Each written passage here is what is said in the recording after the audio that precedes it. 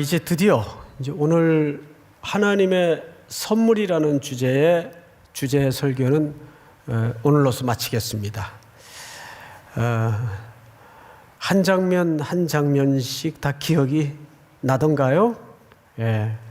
첫 번째 시간에 우리는 고대인들의 선물의 기본 인식에 대해서 우리가 배웠었죠.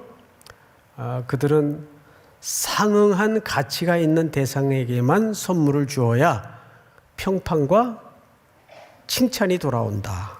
기억나시죠? 그것이 체면 문화의 중요한 원리였다고 말씀을 드렸어요. 근데 그 가치를 그리스도께서 전복시키죠. 자격 없는 우리에게 선물로 친히 오셔서 우리에게 선물을 주세요. 고대 사람들은 또 두 번째로 선물을 줄 때는 내가 그대와 새로운 관계를 갖고 싶다. 이런 의도를 깔아서 선물을 준다고 말씀을 드렸었습니다. 그리고 그 기대 넘어 반드시 어떤 상응성을 원했던 거죠. 이것이 고대인들의 선물의 개념 속에 아주 중요한 질서였습니다. 바울이 이 개념을 차용해서 우리가 세 번에 걸친 말씀을 들었었어요. 지난주는 로마서 12장을 중심으로 너희 몸을 하나님의 거룩한 산 제사로 드리라 그랬어요. 왜 하필 몸이었을까? 우리 몸은 죄의 관성이 일찍부터 자리 잡고 본질적으로 그 지배 아래 익숙해져 있던 존재예요. 이 몸이라는 것이. 그래서 몸은 단순히 물질적인 것을 넘은 그 사람의 정체예요. 아이덴티티죠. 그러던 어느 날 이 죄의 관습에 익숙해져 있던 우리들에게 예수님이 선물로 찾아오셨죠. 해서 우리를 자기와 묶어서 십자가에 꽝꽝꽝 못을 박으시고 우리를 새로운 생명회로 약속을 하셨고 거듭나게 하셨습니다. 그래서 우리는 어느 날 내 의지와 공로와 상관없이 새로운 신분이 되었어요. 신분은 바뀌었는데 여전히 내 안에 옛 사랑의 희미한 그림자가 남아있어요. 자꾸 애굽을 추억하고 육에 길들여진 본성이 자꾸 기어 올라오는 거예요. 어떡하나? 나는 왜 이럴까? 스스로 좌절하고 주저앉고 나는 아닌가? 헷갈리고. 그래서 그리스도는 우리를 자기와 멍에를 함께 매자고 초대하셨습니다. 네가 이제 신분이 바뀌었으니 나와 함께 멍에를 매자 초대해 주세요. 그리고 내게로 와서 배우라 그랬어요. 그래서 우리는 알았죠. 지난주. 신앙에는 한 방이 없구나.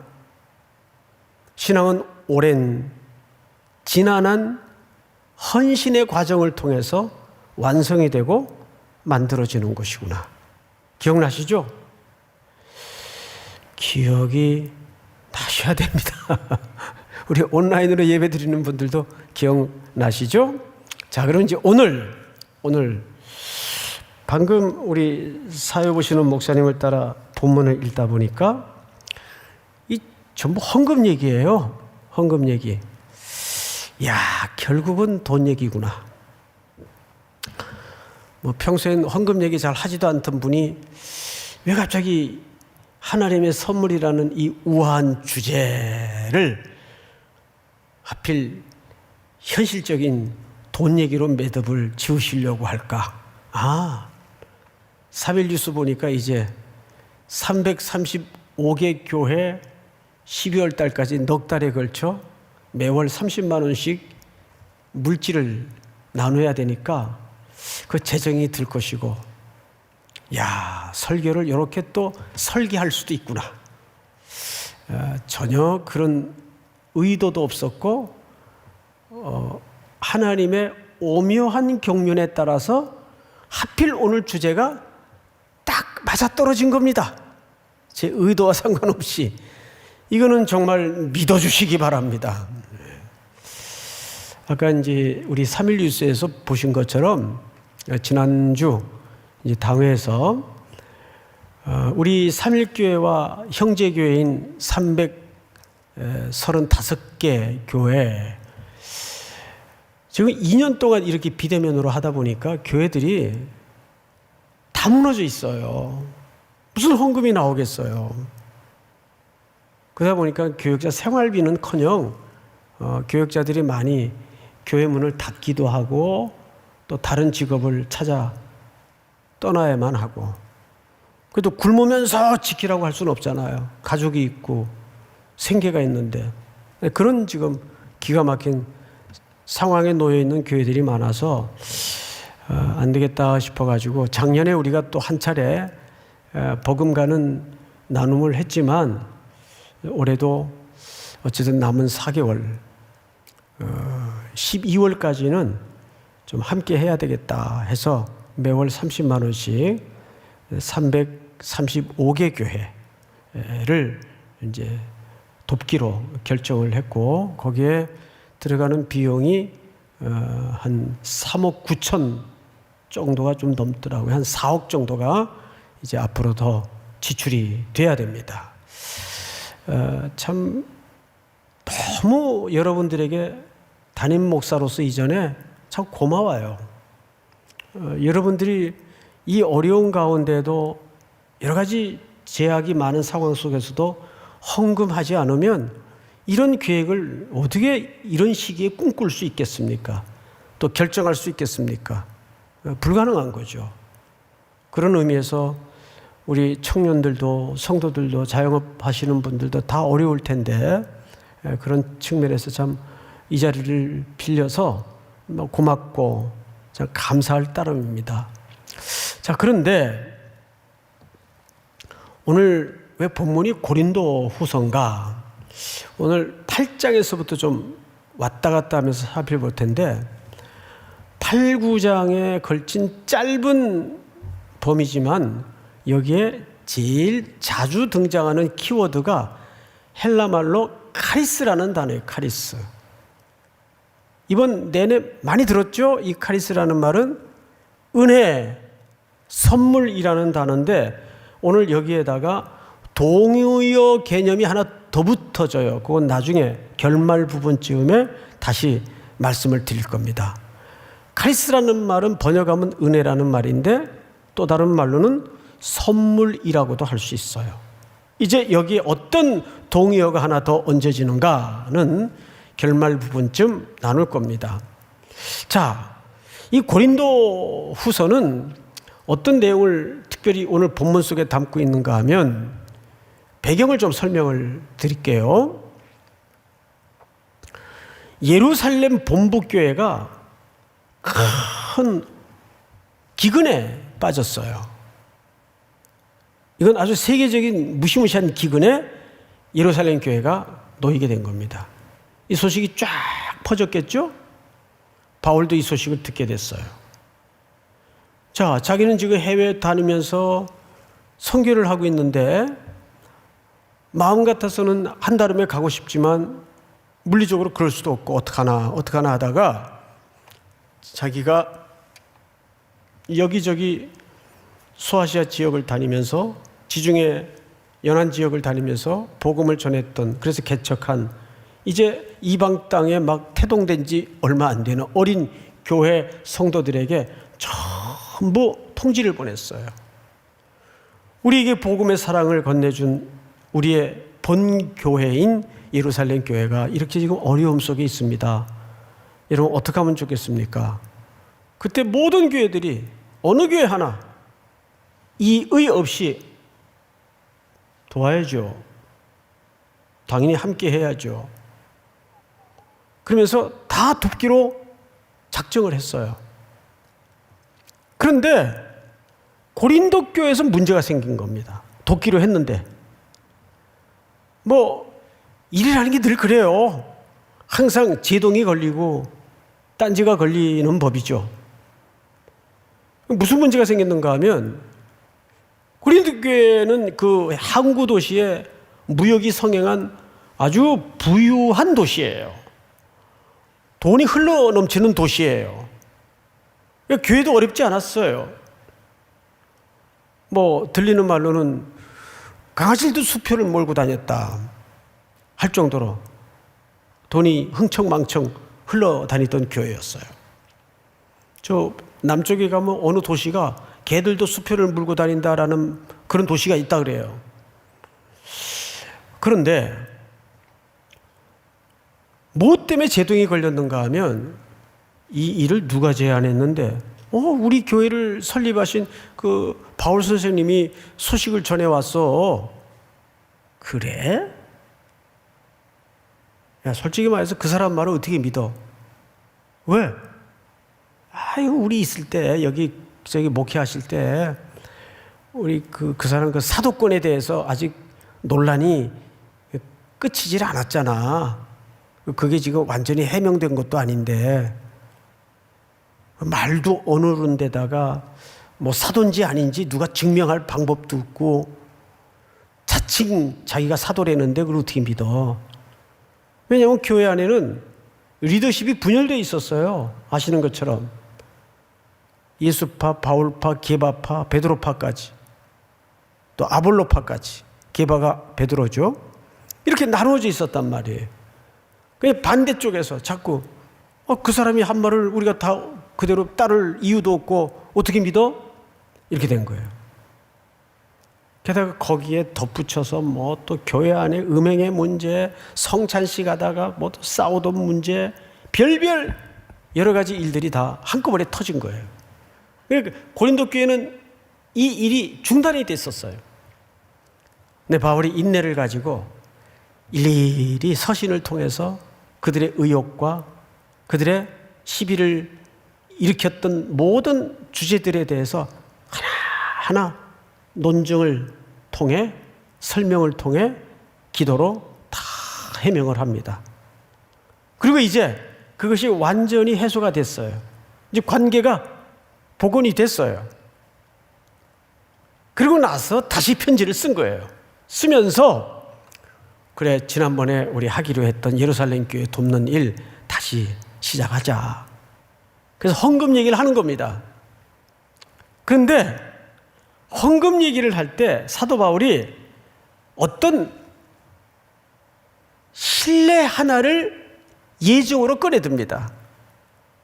그 내용이 고린도후서 8장 1절에 나와 있어요. 자, 한 장을 거꾸로 넘기면 8장 1절을 볼까요? 자, 2절은 여러분들이 읽고 1절은 제가 읽을게요. 형제들아, 하나님께서 마게도냐 교회들에게 주신 은혜를 우리가 너희에게 알리노니. 그러니까 사도 바울이 내가 샘플로 교회 하나를 예증을 들어 간증할 필요가 있다. 여러분 마게도냐 교회 아시죠? 이렇게 하면서 마게도냐에 임했던 하나님의 놀라운 역사를 이제 서신 속에 예증으로 꺼내든 겁니다. 그 교회는 어떤 교회였는가? 2절 우리 한번 같이 읽어볼까요? 시작. 환난의 많은 시련 가운데서 그들의 넘치는 기쁨과 극심한 가난이 그들의 풍성한 연보를 넘치도록 하게 하였느니라. 예, 무슨 얘기냐면 마게도냐가 이 본부교회 예루살렘 교회 기근을 돕는 일에 앞장을 섰는데 보통 어려운 가운데서 연보를 한 게 아니다 그 말이에요. 왜냐하면 기록들에 의하면 이 마게도냐 지역도 극심한 환란 속에 있었어요. 그것이 지진이라고들 학자들은 얘기합니다. 큰 지진 속에.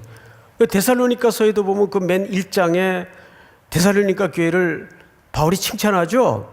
너희가 믿음의 역사와 사랑의 수고와 소망의 인내를 보였다. 어떤 가운데? 큰 환난 가운데, 가난 가운데, 고난 가운데. 그러니까 이 지역의 교회들이 어려움 속에서 헌금을 한 겁니다. 자, 여기서 우리는 하나 중요한 은혜의 순환성에 대한 원리를 발견할 수가 있어요. 보통 하나님이 어떤 일을 위해서 개인에게 교회 소명을 하면, 부르시면, 사역을 맡기면 우리 의식 밑바닥에 제일 먼저 걸려 올라오는 생각이 뭐냐 하면 안 되는 조건만 찾아요. 난 돈도 없고 뭐 스펙이 뛰어난 것도 아니고 뭐 그래도 뭐 쥐뿔이 있어야 뭘 할 거 아니야. 그래서 안 되는 조건, 없는 환경만 헤집어 묵상하게 됩니다. 근데 정말 그럴까요? 그렇지 않다는 거죠. 마게도냐 교회는, 특별히 데살로니가 교회 같은 경우에는 어땠습니까? 극심한 환난 가운데 넘치는 연보를 했다는 거예요. 이게 뭘까요? 하나님의 일은 재정 가지고 하는 게 아니란 뜻입니다. 하나님의 일은 재정을 쌓아놔도 뭐가 없으면 안 되죠? 은혜가 없으면 안 돼요. 될 수가 없어요. 그러니까 하나님의 일은 1서부터 100까지 뭐가 있어야 됩니까? 은혜가 있어야 돼요. 돈이 있어서 일이 되는 게 아니란 말이에요.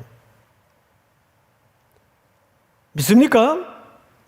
제가 구약의 신뢰가 되는 인물 한 분을 소개할게요.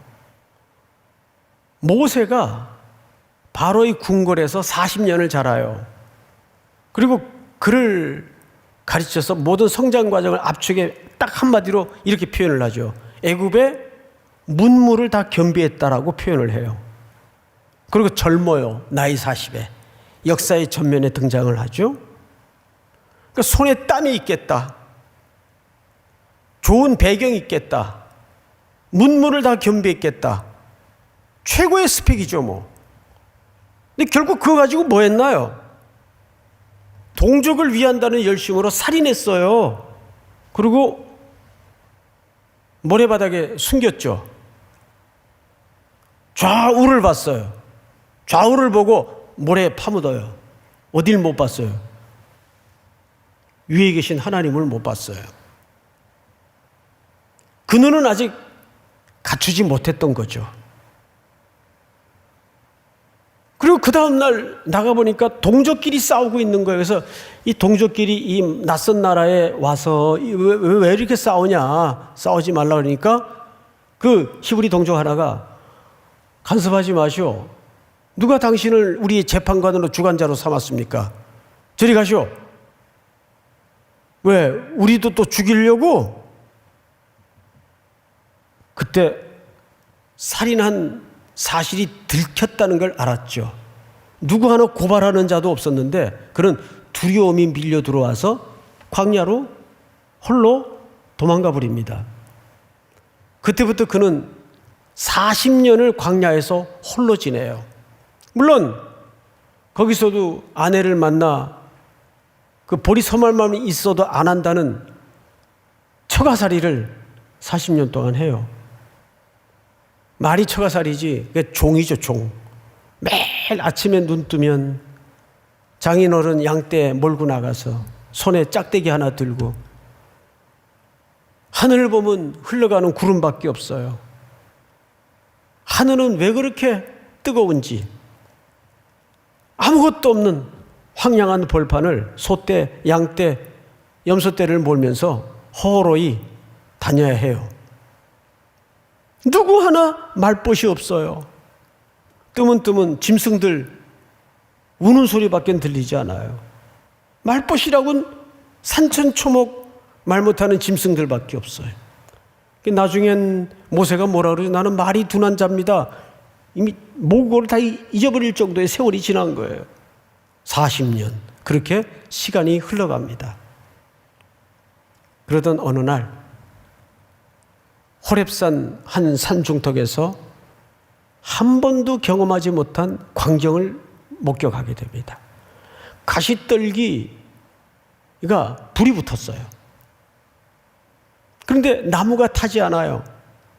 원래 연소가 되려면 불이 있어야 되고 공기가 있어야 되고 재료가 있어야 되죠. 근데 불이 붙긴 붙었는데 나무가 사라지질 않아요. 그런 광경을 보면서 다가서니까 하나님이 그때 모세를 역사의 전면에 호명하시죠. 너는 내려가서 네 백성 이스라엘을 구원해라. 그때 모세가 뭐라 그랬어요? 하나님, 이제야 저를 알아보시는군요.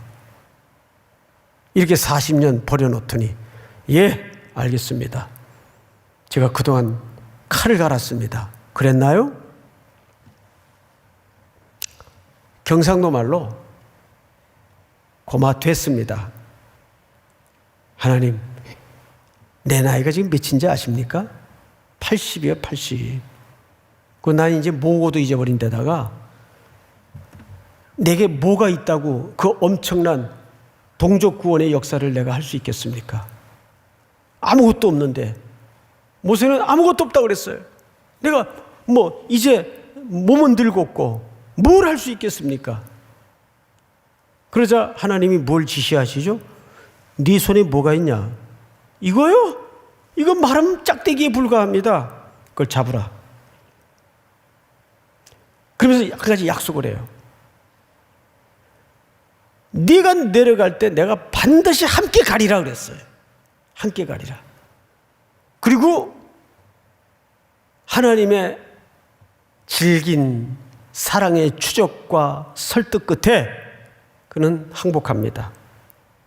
못 간다고, 안 된다고, 아무것도 없다고 버티다가 가기로 결정을 하고 그는 길을 떠나는데 놀라운 단어 하나가 눈에 띄어요. 우리 같이 읽어볼까요? 출애굽기. 자, 같이 시작. 모세가 그의 아내와 아들들을 나귀에 태우고 애굽으로 돌아가는데 모세가 하나님의 지팡이를 손에 잡았더라. 40년 만에 애굽으로 돌아가는데 그 손에 뭘 잡았다고요?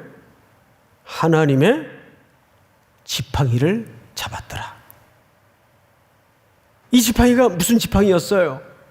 40년 동안 몸에 분신처럼 항상 잘 때도 머리맡에 두고 자고 항상 자기의 매일매일 나른하고 지리한 일상 속에 함께했던 아무 쓸모짝 없을 것만 같았던 그 지팡이에요. 그 짝대기예요.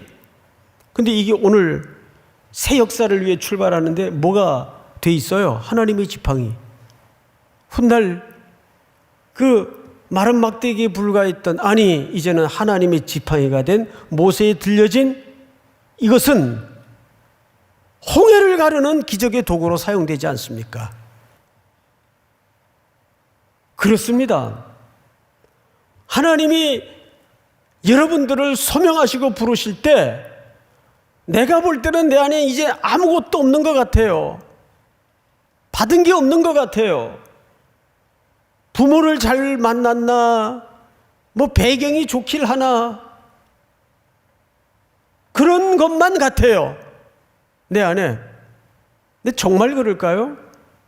늘 하나님의 기적은 일상 속에 감춰져 있다는 것을 놓쳐서는 안 돼요. 이 마른 막대기는 매일 모세가 눈만 뜨면 손에 우리가 휴대폰 들듯이 자동적으로 들려지던 그런 분신 같은 존재였습니다. 그리고 모세의 눈에는 그게 아직도 쓸모짝 없는 그저 땅을 그적거리며 다니는 짝대기에 불과한 것처럼 보였어요.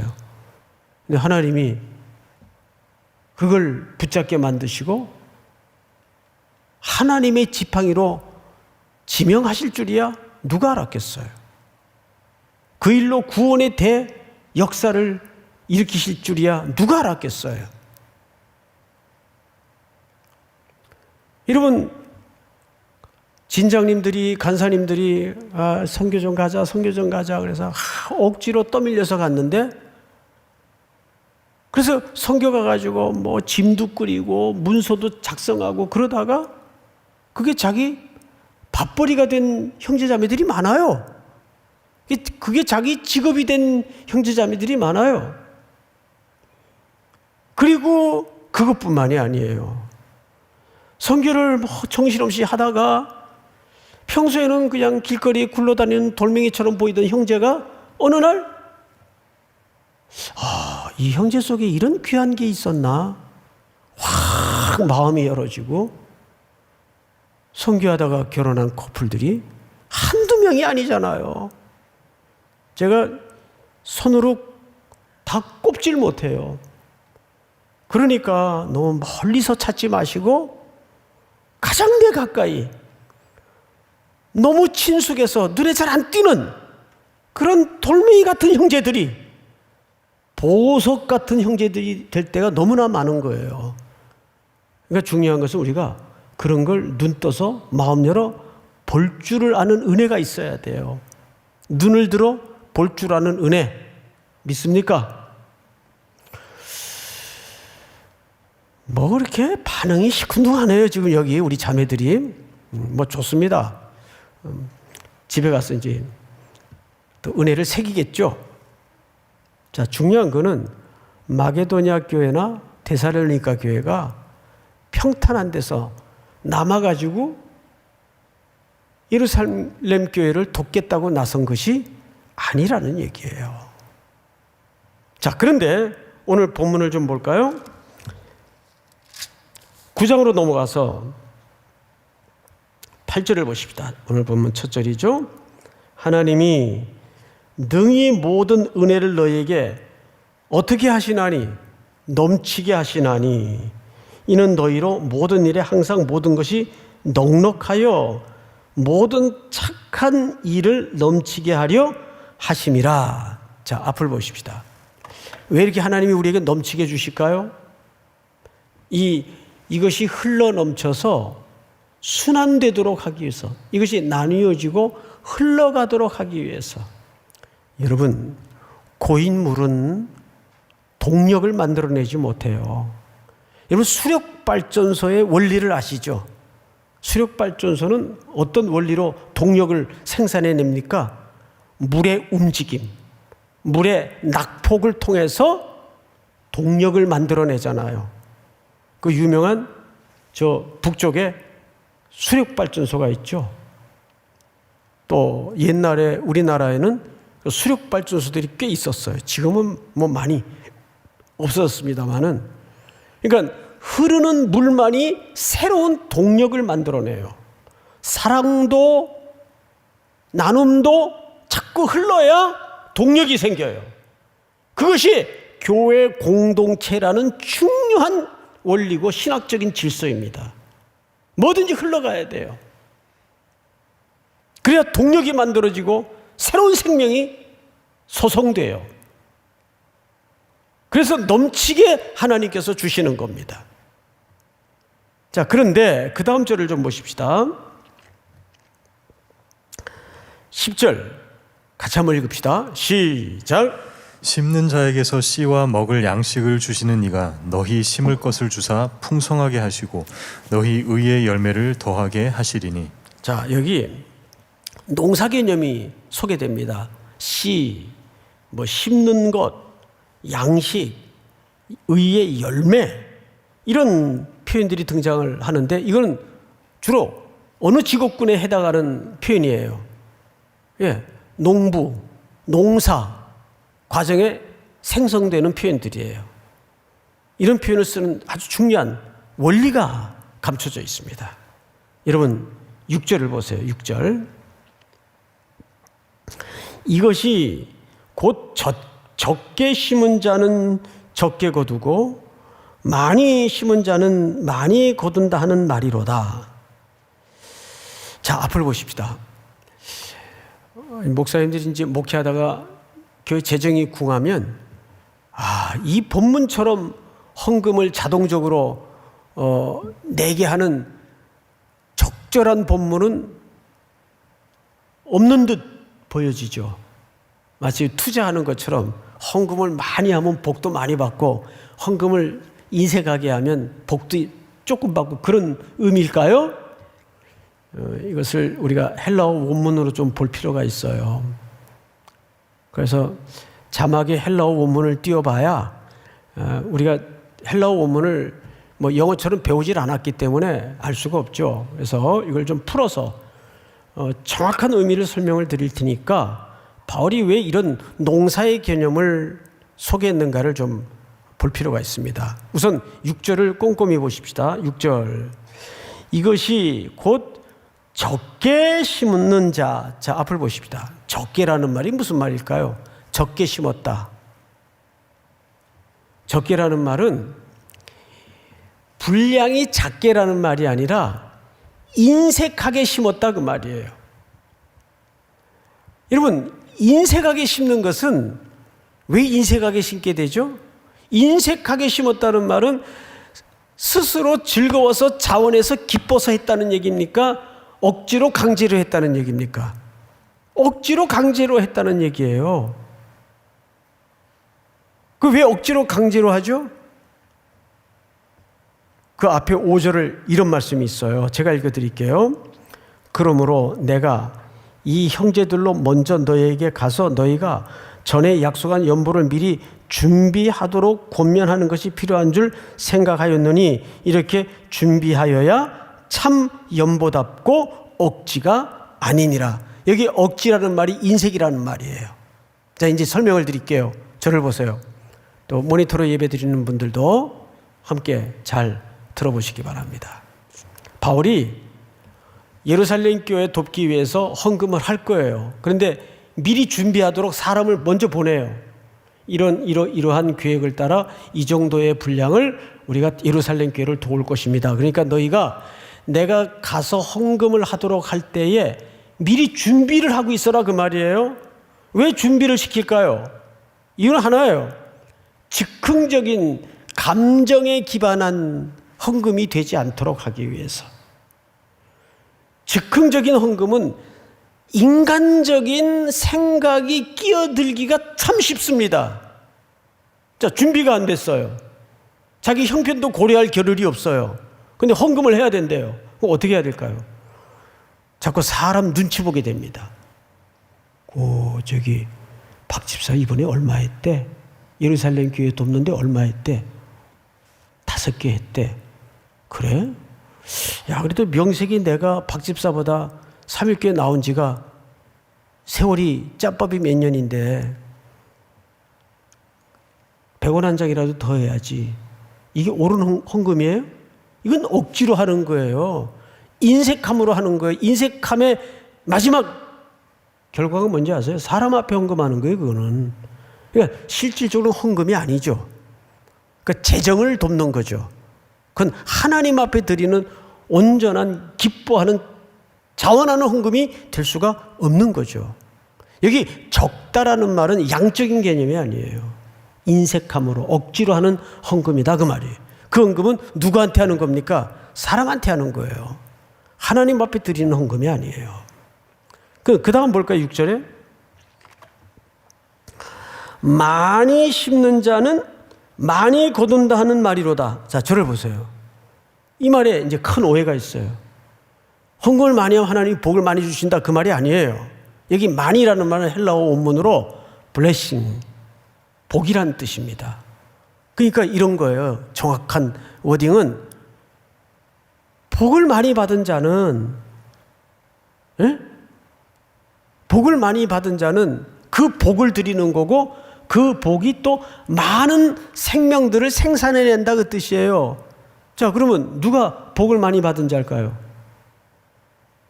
우리 따지고 봅시다.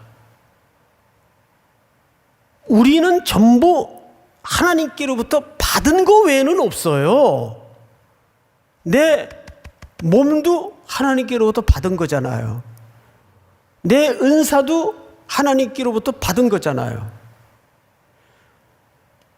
이제 그 교육자들끼리 이제 운동을 할 때가 있잖아요. 그러면 이제 개발팀이 있어요. 개발팀이. 이건 정말 천하무적의 그 공염을 어떻게 할 줄 모르는 전혀 운동신경이 안 된 분들이 있어요. 근데 이제 이 팀을 끌고 어쩌다가 이겼어요. 상대 전력이 장난 아닌데 어쩌다가 이겼어요. 그래서 이제 끝나고 나서 제가 우리 승리의 분석을 한번 해보자. 아무개 전도사님은 왜 이긴 것 같습니까? 그랬더니 아주 용감무쌍하게 이렇게 답변을 하셨어요. 우리가 잘해서 이겼습니다. 그래서 제가 이제 조크로 뭐라 그랬어요? 은혜로 이긴 거지 잘해서 이겼냐 그랬어요. 그럼 뭐 운동까지 그런 걸 적용합니까? 아니요. 우리는 1서부터 100까지 은혜로 하는 거예요. 은혜로. 그거를 DNA로 심어놓으세요. 잊어먹지 말고. 노래 잘하세요? 은혜로 잘하는 거예요. 하나님이 그대에게는 노래를 잘할 수 있는 목청과 음악적인 자질을 주신 거지. 안 받은 게 어디 있어요, 우리가. 다 받은 거지. 그럼 그 사람은 그렇게 이해를 갖고 기초를 한 사람은 뭘 많이 받은 사람이에요? 복을 많이 받은 사람이죠. 그게 많이 심는 자예요. 아시겠어요? 그게 많이 심는 자예요. 그것을 다 받은 것으로 선물로 은혜로 이해를 해서 생각을 갖고 있으면 나도 다 이렇게 은혜를 입고 누리고 받은 것인데 예루살렘 교회가 어렵다? 당연히 나눠야지. 이 생각이 갈까요? 안 갈까요? 가죠. 그러면 예루살렘 교회도 그 은혜가 흘러가서 그 사람들은 그걸 실증적으로 경험을 하는 겁니다. 하나님의 은혜, 하나님의 복, 하나님의 선물을. 믿습니까?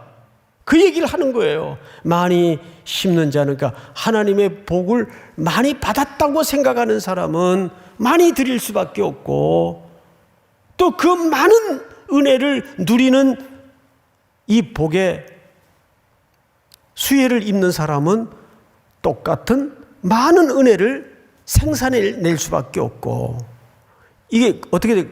은혜가 흘러가는 거예요. 여기서 우리가 한 가지 주의할 게 있어요. 제가 종종 했던 표현 중에 하나가, 절대 우리는 돕는다는 표현을 쓰지 말자. 우리가 연계교회를 도우니까 우리가 갑이고 그쪽은 을이에요?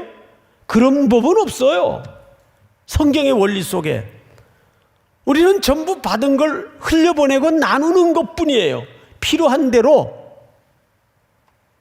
자, 왜 그래야 되는가? 우리 시편 112편을 한번 띄워주세요.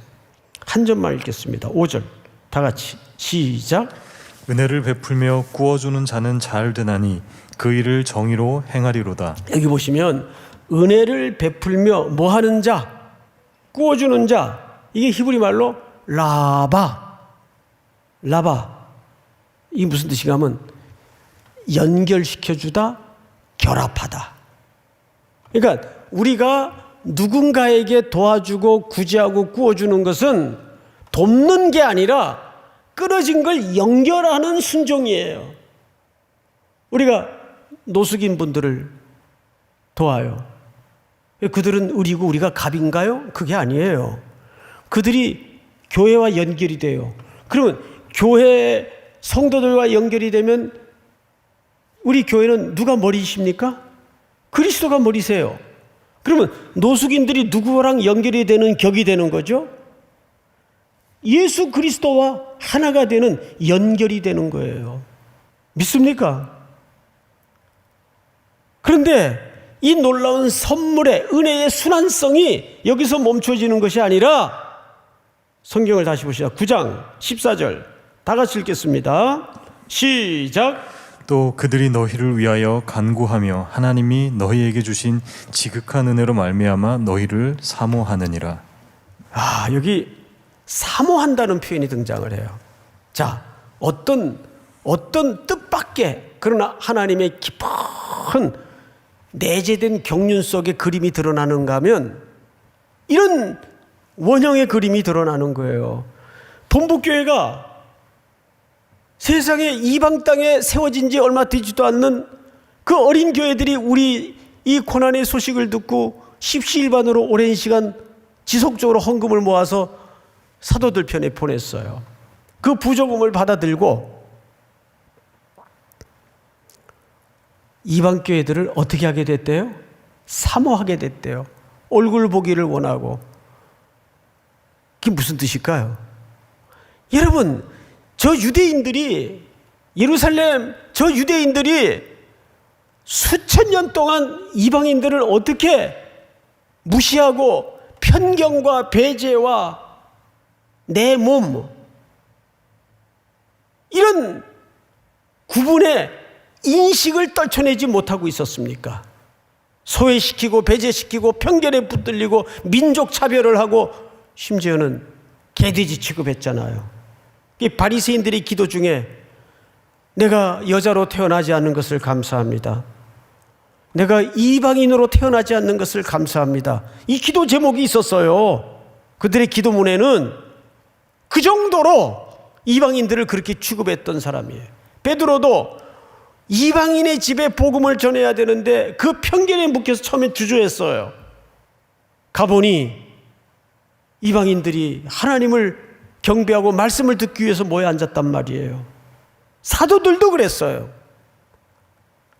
그런데 이방인들이 보내준, 자기네들이 개돼지 취급하던 그 헌금을 받아들고 그들을 사모하게 되었다. 이것은 한 몸이 이루어졌다 그 말이에요. 이걸 훗날 사도 바울이 에베소에서 뭐라고 고백하고 증언합니까? 전에는 멀리 있던 너희가 그리스도라는 선물의 피로 가까워졌느니라. 그 사이에 무슨 단어가 있죠? 막힌 담을 하시고 수천 년 초롱성처럼 가로막고 있던 인종 편견과 차별과 배제와 모든 막힌 담을 헐어버리고 한 몸이 되었느니라 그 말이에요. 누구도 예상하지 못했던 선물의 은혜의 순환성을 통해서 하나님의 백성들이 제각각 흩어져 멀리 떨어져 있던 그리스도의 지체들이 한 몸을 이루어가는 기적을 보게 만드는 거죠. 이것이 고난과 환난이라는 현장을 통해서 하나님의 은혜의 선물이 나뉘어지고 그 나눔의 관계를 통해서 새로운 관계가 형성이 되고 새로운 관계의 형성을 통해서 그리스도의 온전한 몸이 이루어지는 새로운 공동체가 형성되는 기적을 보게 된다는 겁니다. 여러분, 하나님이 이런 삶의 자리로 우리를 매일 부르실 때, 초대하실 때 없는 것만 우리가 헤아리지 마시고 이미 받은 은혜가 분명히 있다는 것을 기억하셔서 그 쓸모짝 없을 것 같았던 마른 지팡이도 모세의 손에 들려져 하나님의 지팡이로 만드시는 그 하나님을 믿으시고 내 생에 어떤 은사를 주셨는지를 세어보고 그 선물이 여전히 공고한 형제자매들에게 흘러가고 나누어지는 큰 은혜와 복이 있기를 주님의 이름으로 축복합니다. 네, 다 일어나십시다.